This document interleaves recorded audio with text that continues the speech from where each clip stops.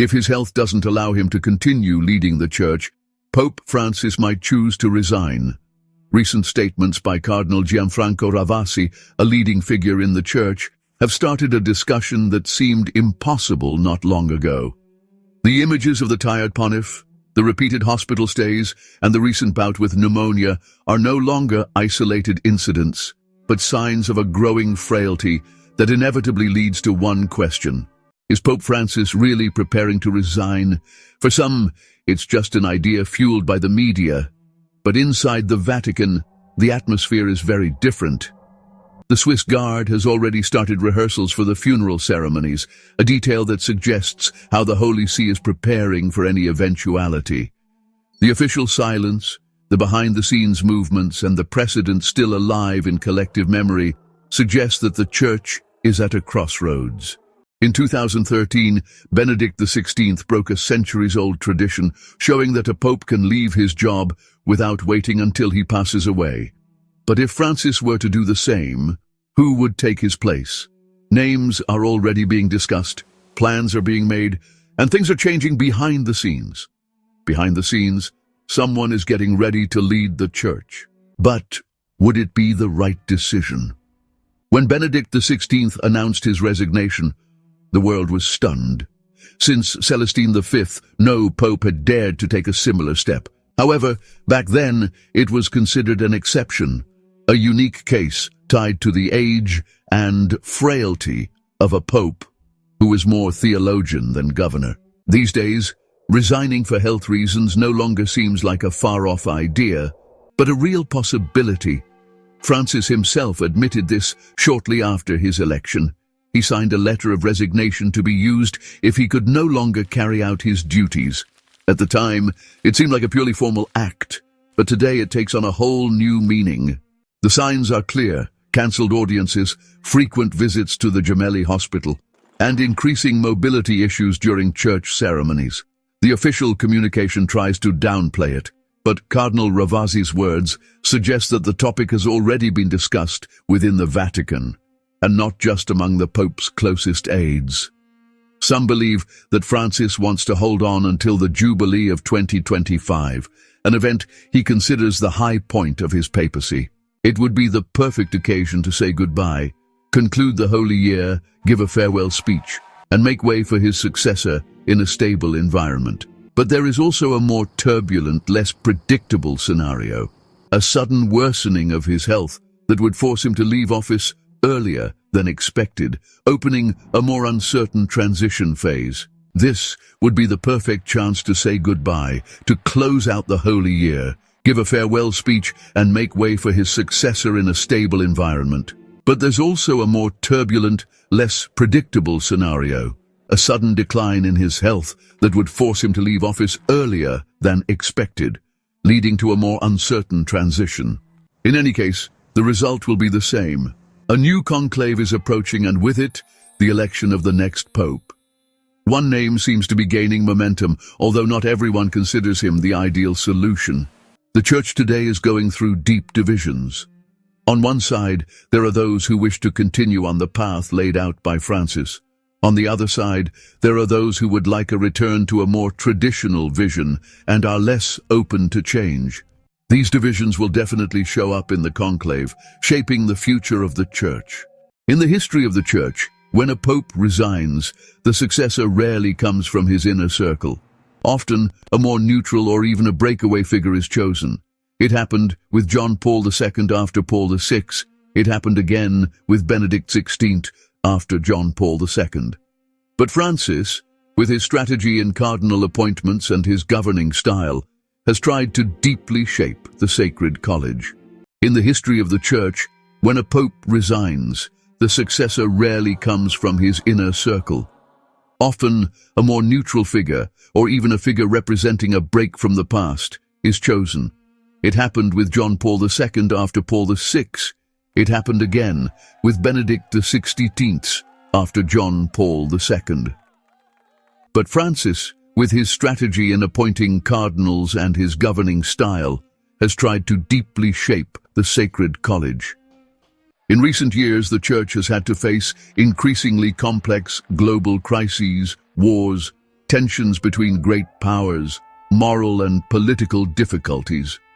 In this setting, the next pope will not only be a man of faith, but will also need to have diplomatic skills. And who better than a Secretary of State to play this role? In the Vatican corridors, there is talk of a cardinal with international experience, accustomed to dealing with world leaders and supranational institutions, a figure already inserted in the decision-making mechanisms.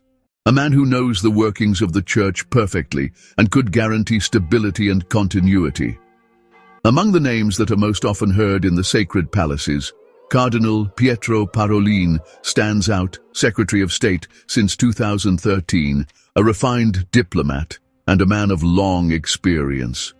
Today, he is one of the strongest candidates for the papacy after Francis. But would he really be the pontiff that the Church needs? A man who knows the workings of the Church perfectly and could guarantee stability and continuity.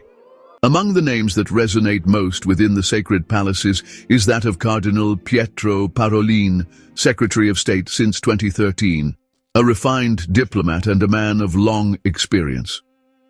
Today, he is one of the strongest candidates for the papacy after Francis. But would he really be the pontiff that the Church needs?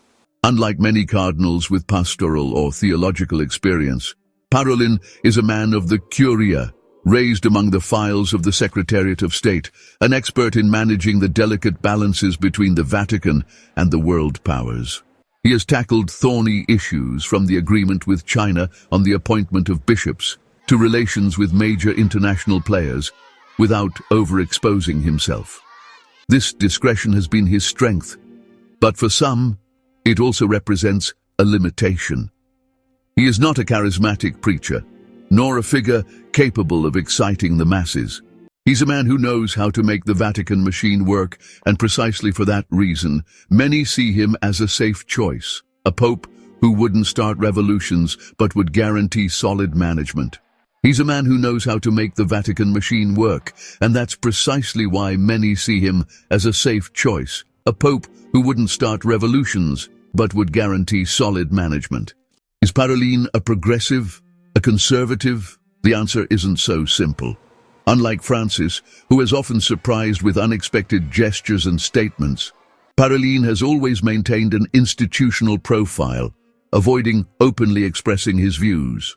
He has supported Francis's reforms, but cautiously, without ever taking radical positions. This makes him a candidate of balance, able to gather votes both among the cardinals who want continuity and among those who fear changes that are too drastic. But right here is where the most delicate question comes up. Can the Church afford a compromising pope at such a delicate time? A pontiff who simply administers instead of leading? History teaches us that great popes have never been simple bureaucrats, but figures capable of embodying a clear vision. Can the Church afford a compromised pope in such a delicate moment? A pontiff who simply administers instead of leading? History teaches us that great popes have never been mere administrators, but figures capable of embodying a clear vision. A pope too attentive to the balance of power runs the risk of becoming a prisoner of politics, more focused on geopolitical dynamics than on the spiritual mission of the Church. The shepherds who have left their mark have not been administrators, but guides. John Paul II faced communism head-on. Benedict XVI strongly defended the faith against relativism. Parolin, on the other hand, is a mediator, a man of dialogue and consensus.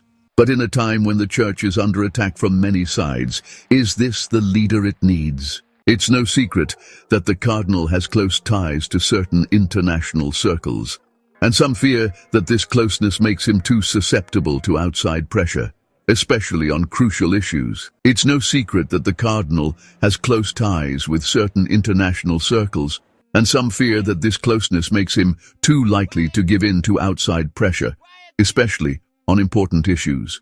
What would his stance be on issues like the defense of doctrine, the resistance to dominant ideologies, and the safeguarding of Catholic identity? There is a fear that his papacy could push the Church even further into the workings of large global institutions, with the risk of compromising its prophetic freedom. Can a pope too closely tied to the workings of power really defend the Church from the forces that try to weaken it? In recent years, the Church has seen its moral and doctrinal authority erode, and a pontiff who just maintains the status quo would run the risk of speeding up this decline.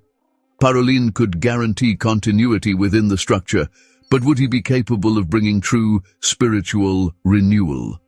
The danger is not only that of a more bureaucratic church, but that of a church that loses its prophetic voice.